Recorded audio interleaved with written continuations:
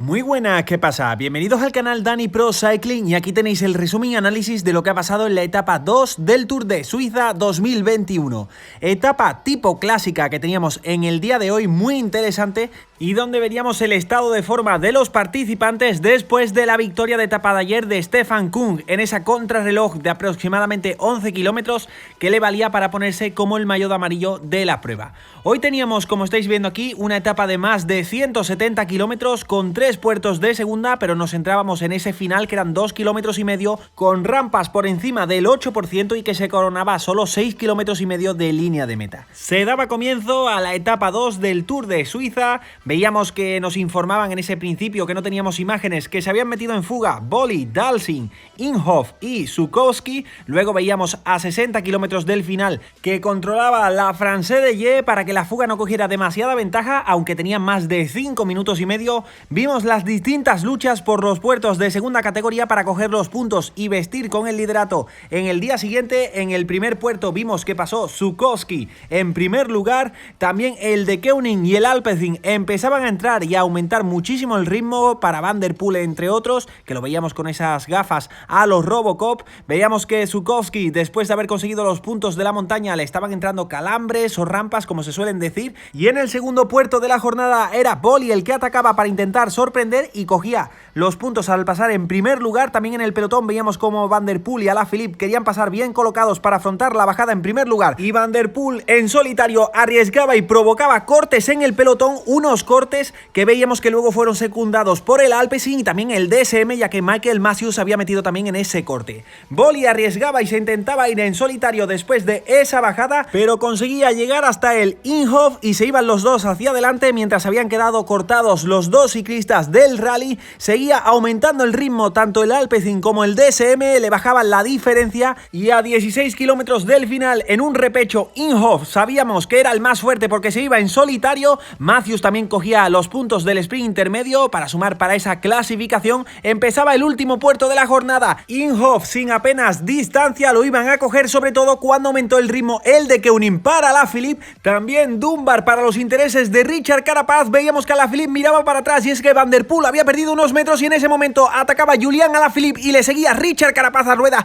Formaba un pequeño corte donde estaba también Iván García Cortina y Sjatman. Veíamos por detrás que Van der Poel se estaba acercando poco a poco, no colaboraban del todo bien y volvían a atacarse, sobre todo un Julian Alaphilippe y Michael Woods, que no querían que entraran por detrás. Seguía Alaphilippe aumentando el ritmo, finalmente llegaban Fuglsang, Wout Poels y Mathieu Van der Poel. Seguía intentando atacar a Alaphilippe para buscar el corte y Sjatman sobre todo en esa bajada, pero no conseguían que se cortaran. Mientras veíamos que Kung y Matthews se habían quedado cortados y todavía estaban en esa subida, seguía tensando la cuerda a Alaphilippe todo lo que podía para formar ese corte, pero el que atacaba a 3 kilómetros del final era Mathieu Van der Poel y se iba en solitario. Por detrás veíamos que Sjatman estaba intentando darle casa también en solitario y finalmente con muchísimo esfuerzo llegaba a su rueda, mientras por detrás estaban Fuglsang, Poels y también un Richard Carapaz que había saltado en el final. Veíamos que estaban colaborando en estos últimos kilómetros, sobre todo porque a Sjatman también le interesa para los intereses a la clasificación general. Entraban en el último kilómetro, seguían dándolo todo. Veíamos que la cámara nos enfocaba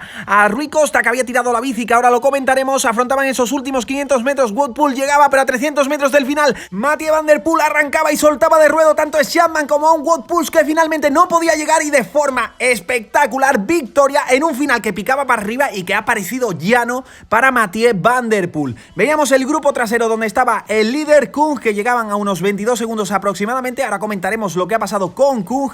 Gran victoria de Mathieu Van der Poel, espectacular lo que ha hecho. Sabemos que este hombre a carrera que va a disputar, y fijaos la arrancada a 300 metros del final. Cómo suelta a Sjatman con lo que parece relativa facilidad y cómo celebraba con muchísima rabia, demostrando que está muy en forma para su principal objetivo, que son los olímpicos en mountain bike.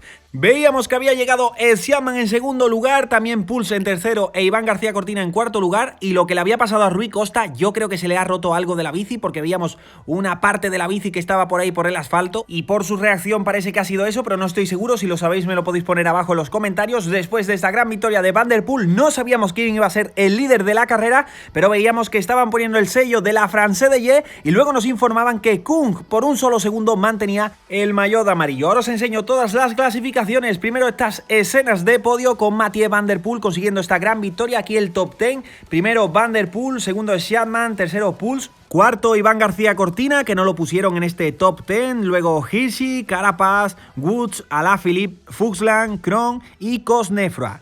Vemos algunas otras clasificaciones como la del maillot amarillo, pero primero lo que le pasó a Stefan Kung, que se creía que lo había perdido y tuvo que volver con el chubasquero. Justo después de él veíamos que estaba justo detrás el coche escoba, pero literalmente el coche escoba, y volvía a la zona de podio, se ponía el maillot amarillo y, como hemos dicho, por un solo segundo podía volver a mantener este maillot amarillo, que vamos a ver mañana porque hay una etapa parecida si lo puede mantener. Así está la clasificación general, como estáis viendo aquí, con Kung primero, Alaphilippe a un solo segundo, a 2 segundos es Schaatman, Van Der Poel tercero a 6 segundos, Cattaneo a 12, Carapaz a 13 segundos, que creo que es el gran favorito, Poules a 25, Mader a 30, Kron a 33 y Gonzalo Serrano décimo a 34 segundos. La clasificación de la montaña va a ser para Boli, empatado a puntos con Zumbrowski, así que mañana veremos cómo sigue la lucha por esta clasificación de la montaña. La clasificación de los puntos, el maillot negro sigue para Stefan Kung, aunque como tiene el maillot amarillo lo vestirá de prestado Mathieu Van Der Poel, que como estáis viendo se está empatado a puntos con Kung. Y la etapa de mañana, etapa muy interesante con constante sube y baja, un puerto de segunda, pero en la parte final también hay unos muros muy interesantes,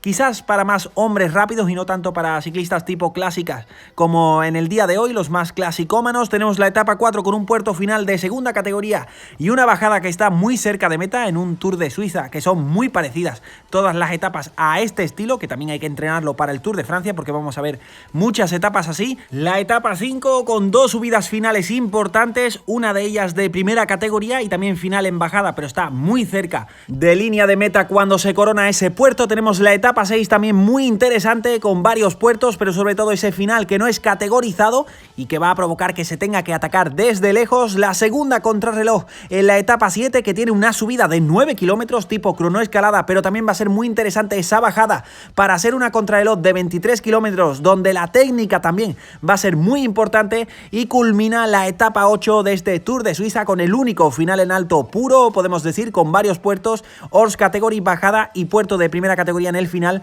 para dar al ganador de este Tour de Suiza. Como sabéis, tenemos en la tienda Escuadra Pro Cycling nueva colección especial para niños. Abajo la tienes en el primer comentario, escuadraprocycling.es. Es una de las formas de que si quieres apoyar el canal, aquí tienes una de ellas. Muchísimas gracias a todos por el apoyo y recordar, envíos gratis a todo el mundo por la compra de 2 prendas o más. Ahí abajo lo tienes en el primer comentario y en la descripción del vídeo. Esta noche volvemos con ciclismo al detalle. Hoy va a ser un poco antes de lo normal porque vamos a analizar lo que viene en esta semana con el Tour de Eslovenia, también el Tour de Bélgica y algunas otras carreras interesantes como la clásica del Mont Ventoux. Os espero. Muchísimas gracias por estar ahí, por seguir todos los resúmenes y nos vemos en el próximo vídeo.